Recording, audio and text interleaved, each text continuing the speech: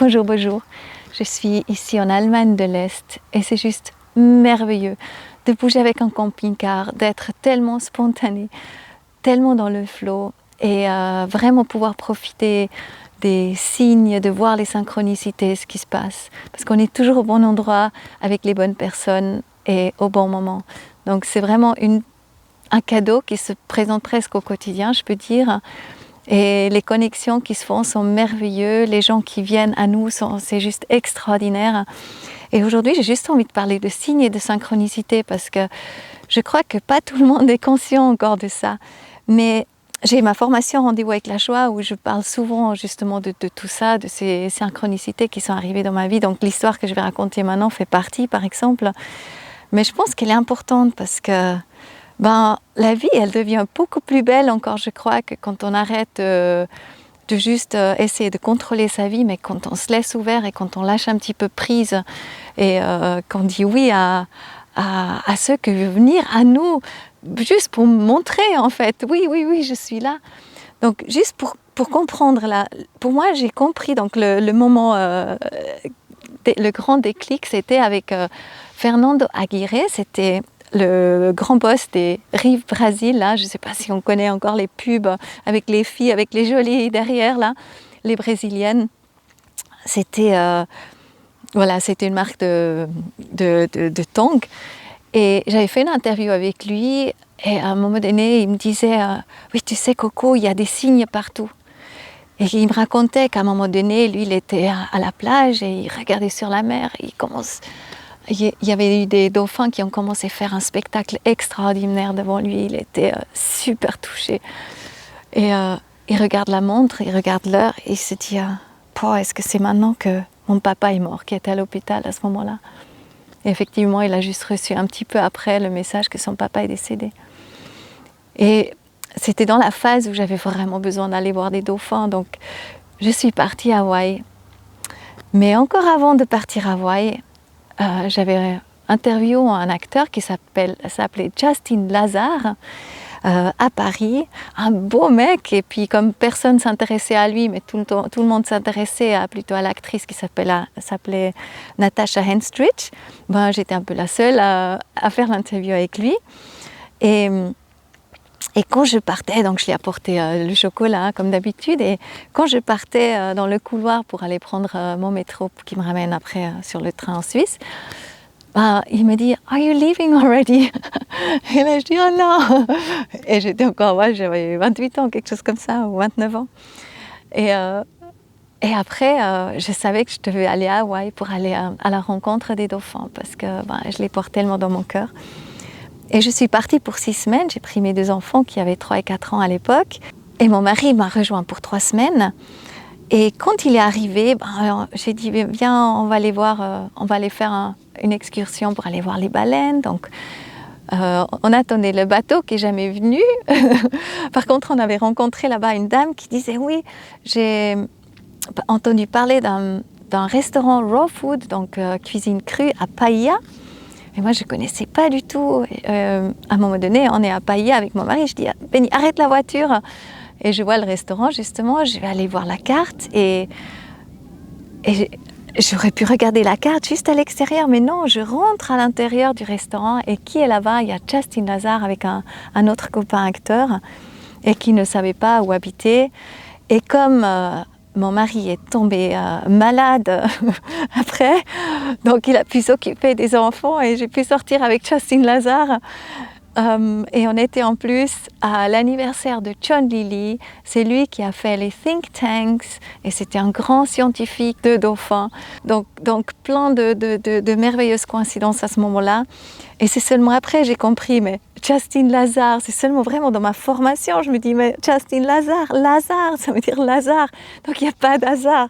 Donc mon déclic avec Lazare, c'est vraiment fait avec lui, quoi. C'est merveilleux.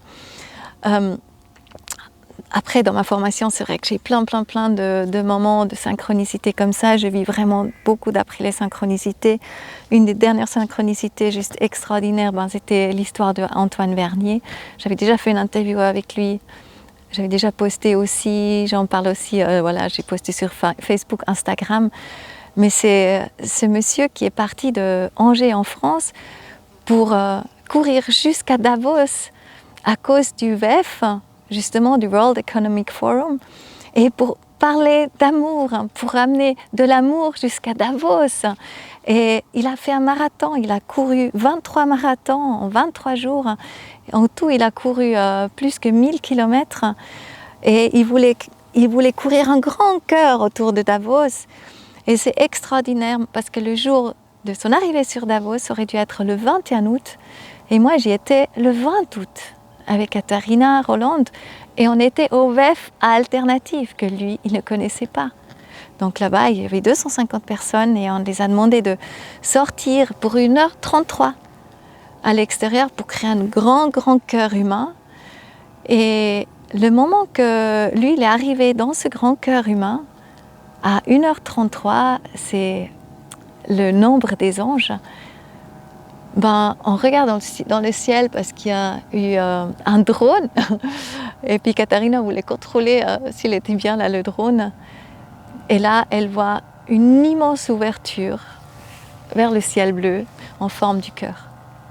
Donc, Antoine Warnier qui part d'Angers pour faire le marathon de l'amour, qui parle que de l'amour et qui arrive en fait dans un cœur, et le ciel amène aussi un cœur. C'est juste tellement beau.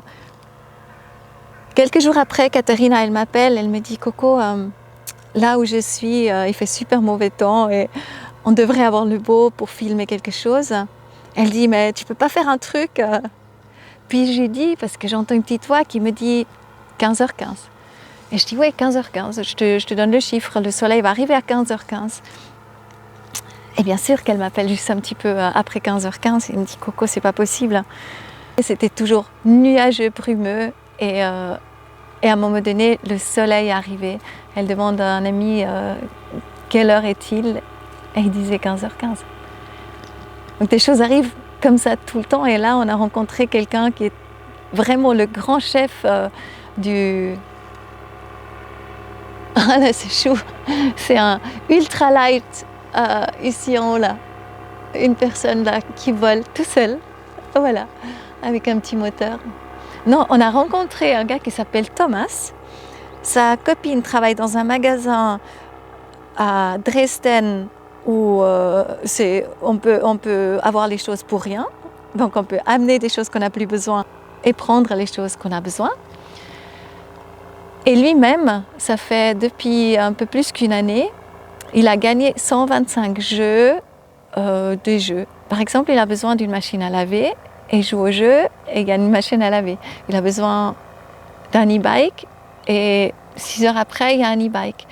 Et dit, ce qui est important, c'est ne pas souhaiter le montant que ça coûte, mais vraiment ce qu'on a besoin et le ressentir à l'intérieur de soi. Et c'est vraiment devenu un professionnel de ça. Donc c'est extrêmement inspirant.